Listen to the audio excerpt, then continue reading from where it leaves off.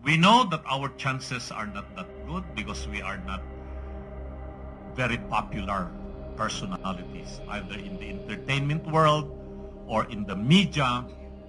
But we believe that given now the current state of our political campaigning, more particularly the presence of social media, no, not to downgrade the strength of the mainstream media, may pag-asa rin kami.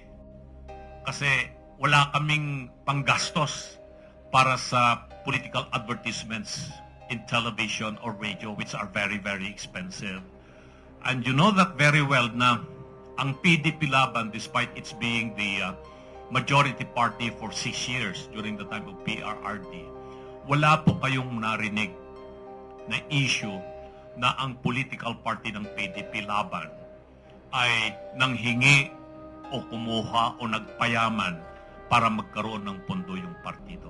Even in the midterm election of 2019, kalakasan ni PRRD noon, wala kayong marinig na ang PDP Laban Party ay nag-solicit ng pondo sa mga negosyante para may panusto sa mga kandidato ng PDP Laban.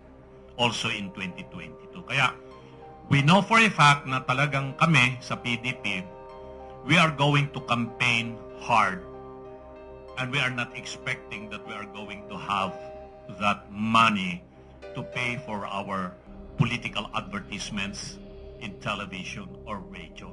Maybe we can afford to have our advertisements in the social media, which we are obliged also to report that to the COMELEC.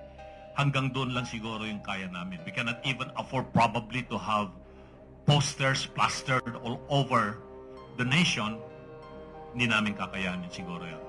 But we do believe that with your indulgence, with your help, the mainstream media, the social media, the bloggers, the influencers, we would be able to deliver the right message to our people that we can do something to help this nation and our countrymen. Yun lamang po, maraming salamat.